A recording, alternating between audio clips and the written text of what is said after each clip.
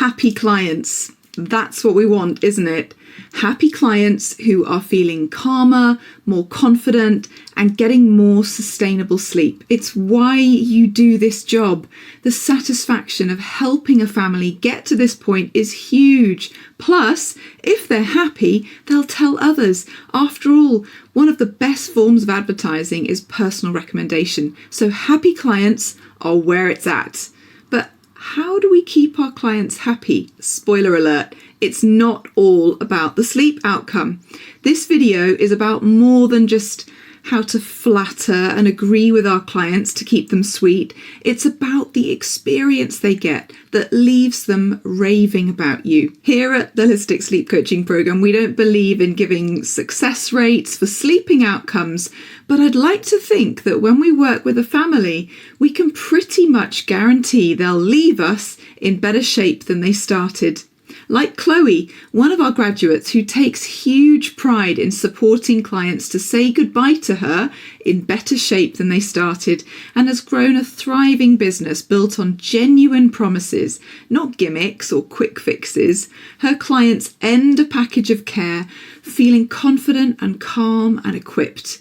Her gentle support of families has got her to the point where she's so busy she had to take on new sleep coaches because she couldn't keep up with the demand. I'm Lindsay, and I'm proud to have trained hundreds of people like Chloe to support families with sleep responsively and compassionately, all while prioritising the client experience. If this sounds intriguing, feel free to book a call to discuss how we can support you to build your dream business at the Holistic Sleep Coaching Program. But for now, stick around while I share a 7-step checklist for happy clients and great customer feedback. We definitely need to start with double checking 2 things. Is this the right client for you?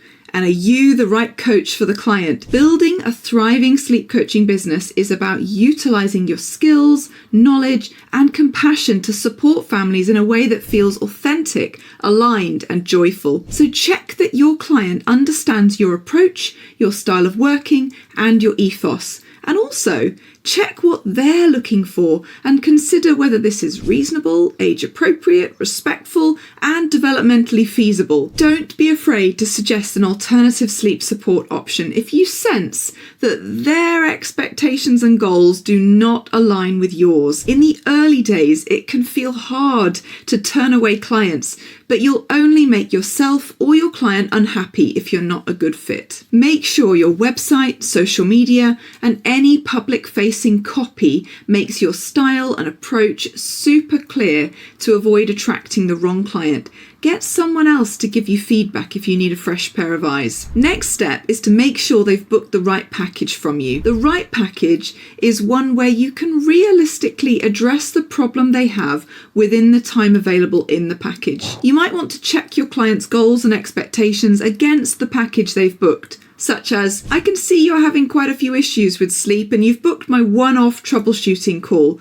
I just wanted to outline what we're likely to be able to cover within the scope of that call. If you feel you benefit from a bit more support, you can either book my whatever package, or we can see how you feel after the call, and you can book my bolt-on support package if you feel you need it. Does that sound okay? Your client's experience with you starts the moment they land on your social media or website. Make sure your content accurately represents who you are and what they can expect from you.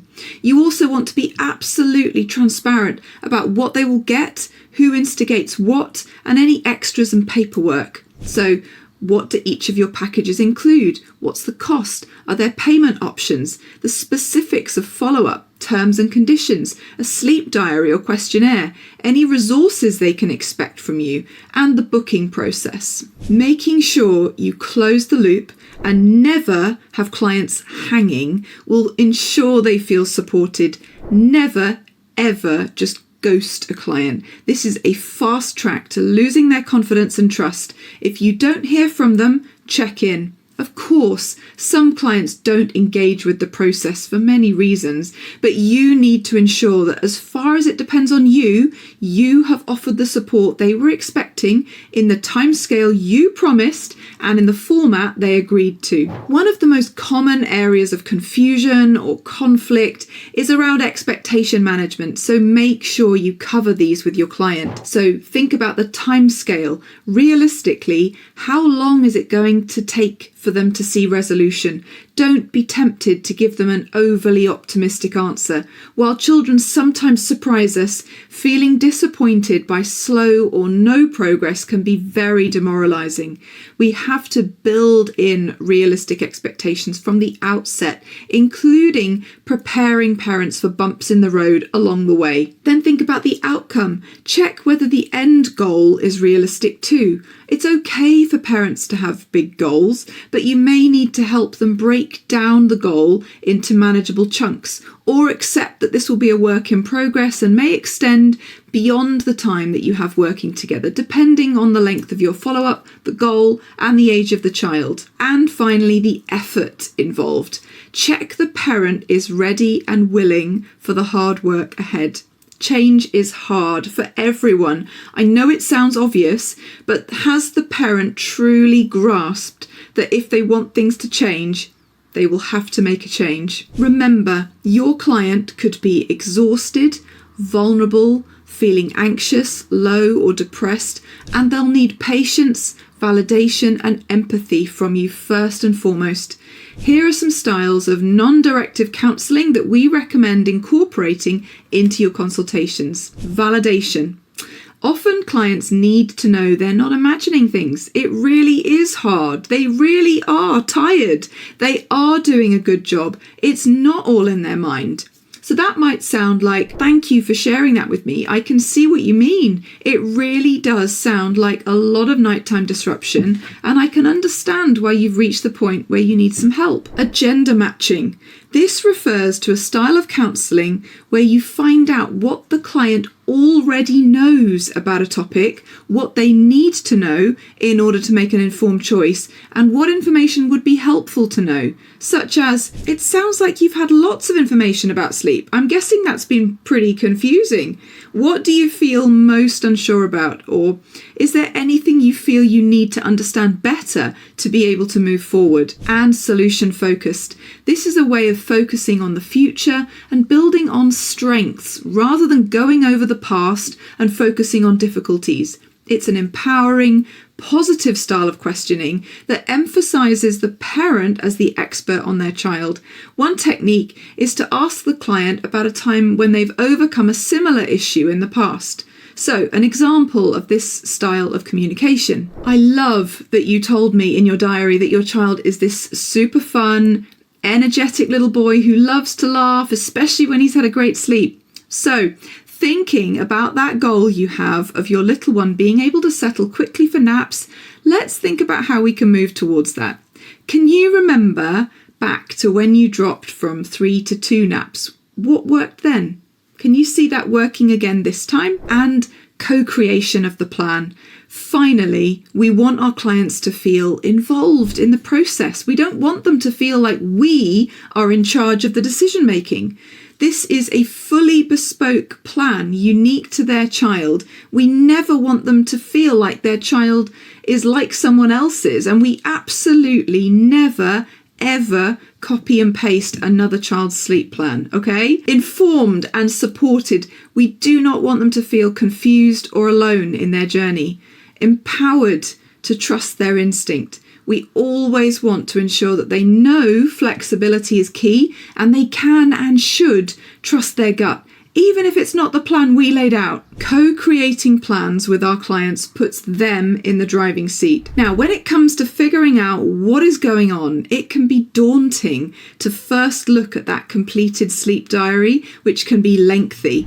It's tempting to immediately leap to a sleep solution. I often talk about the cockpit analogy with my students. Being a sleep coach is like being a pilot in a cockpit. You're trying to land the plane safely, and in front of you are numerous options that control various aspects of that smooth landing and manage turbulence and so on. Your job as the pilot, sleep coach, is to look at the navigational chart, the sleep diary, and listen to air traffic control. the parents, and work out which of the many levers, buttons, switches and dials you adjust to optimize that landing, the sleep outcome. Do you turn the parental self-care dial? And if so, how much?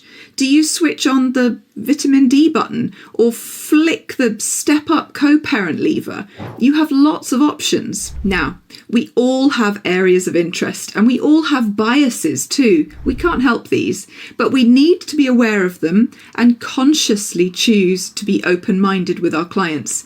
Imagine you're back in that cockpit, but you always seem to reach for the reflux lever. Sometimes we can see things just because we're looking for them. Remember, each child is a new learning opportunity for you and the family alike. What worked for the last child who presented like this might not work for this one. Remember also that parents may come with preconceived ideas and biases. They may be convinced that their child has an allergy or iron deficiency anemia or ADHD or they're high needs. Our job is to retain that open-minded perspective and promote that attitude of curiosity to our clients too. You'll also need to be mindful of not over-identifying with your client and staying within your scope of practice. If you're worried about something you uncover, refer to the most appropriately qualified person. Lastly, you need to manage the time you have with your client. Think about the end of the time with your client right at the start, so it's not a huge surprise to either of you when you get there. After you speak to your client, you'll need to send them a plan. I would suggest you do this within 24 hours of speaking to them. The plan should be an accurate representation of what you discussed on your consultation, with no extra surprises. It serves as a summary and an aid memoir. You may also send them the recording of the call if it was online. Now think about the length. Everyone has their own style of writing up sleep plans. Some prefer their sleep plan to be almost a bespoke guide. Other people prefer to keep it really succinct. The specificity of content. Are your sleep plans mostly an accurate reflection of the conversation you had with the parent or parents, with the issues, goals and degree of urgency summarised? There's no rule here. Do what feels right for your style of working and the type of client you like to work with. Copy and paste. This is an absolute no-no. Your clients are expecting an individualised service from you. There is nothing that undermines trust more than realising that a coach has copy-pasted someone else's sleep plan or part of it. Additional resources, either to supplement a succinct sleep plan or to address new issues as they crop up. You may want to build a digital library of FAQs on topics that parents want more information about. Follow-up appointments allow you to stay abreast of any developments, as well as provide an opportunity for your client to raise concerns or check in about anything they're thinking about. I like to use the analogy of a waiter at a restaurant. You know when you're 5 minutes into your meal and someone asks if everything is okay? If your fish is undercooked or you asked for the sauce on the side and it's all over your potatoes, this is the moment to mention it, not right at the end when you're expected to pay your bill. Follow-ups along the journey are an opportunity to ask, is everything as you would expect? What's working well? What's tricky? Think about the methods. You can follow your clients up in the way that suits you both, as long as it's safe, secure, and meets your needs. WhatsApp, email, video call, Google Meet, text message. The choice is yours. The length of follow-up. This may depend on the package, the child's age, and the type of issue you're working on. Either have a range of follow-up support options or make it easy for your client to tell how many weeks of follow-up to choose. Client-led versus coach-instigated. There's no right answer to whether it should be you or your client who instigates the support during the follow-up period, but it should be clear to your client. Remember your basic customer service here and check in on them if you haven't heard. Frequency. Again, this will depend on your package length and intensity. You might offer anywhere from 1 to 6 brief video calls with wraparound text or email support, or you might find it easier to have more video calls and fewer emails. Pausing. If a child is unwell or the family have some kind of disruption like a house move, a holiday and so on, you might find it makes more sense to pause the support package. Many families will appreciate being given the choice about whether to pause or persevere. And boundaries. Exactly what follow-up support you offer and how you structure this is really important for your work, life, family balance, as well as your mental health and how much value you place on your time and expertise. Once the boundaries start to feel unclear, you risk feeling resentful that you're giving too much for too little. Some ideas include having a set number of calls open to the client, giving a time in the day when you will respond to queries, providing your available working hours, or having a separate phone for work to your personal phone. Additional follow-up and bolt-on support. So finally, if your client requires more support, you should make it easy for your client to purchase more time with you. I have made many mistakes. Ask me anytime about my first support package, which included unlimited email follow-up. Yes, really. It was fine, actually, until the client who emailed me upwards of 140 times. My point is that while you can try to expect the unexpected, you may occasionally find yourself in a situation you didn't anticipate. If or when this happens, chalk it up to experience and ask yourself how you can prevent this happening again. Where were the cracks in the system and what can you change moving forward? Now, the offboarding process for your client is incredibly important as these last impressions are often lasting impressions. We'd also love it if they walked away happy, ready to recommend us and write a glowing review. So how can you do this? Manage the ongoing process. Regularly check in with your client to prevent a long shopping list of problems at the panic point towards the end of the support package. Leave them with a roadmap. Sometimes, either because it's a short package or a long process, your client won't completely achieve their end goal by the end of your support. If you suspect this may happen, you can manage their experience positively by leaving them with a roadmap, a kind of what next and what to expect when kind of document. Remind them of their journey. Sometimes the goalposts can shift during your time working with a client. It helps to remind them of the initial situation and their goals and help them to see their progress. Feedback and testimonials. So make it your habit to ask for feedback at the end of working with your clients. Literally everyone asks for feedback now. It's normal and people expect to be asked. And leave your door open. Make it easy for your client to get back in touch with you. Offering a warm line is an option, a discount on subsequent support, or offering them an opportunity to transition into a low-cost Facebook members-only group. You could also provide them with freebies and an easy way to refer friends to you. And always be the one to sign off.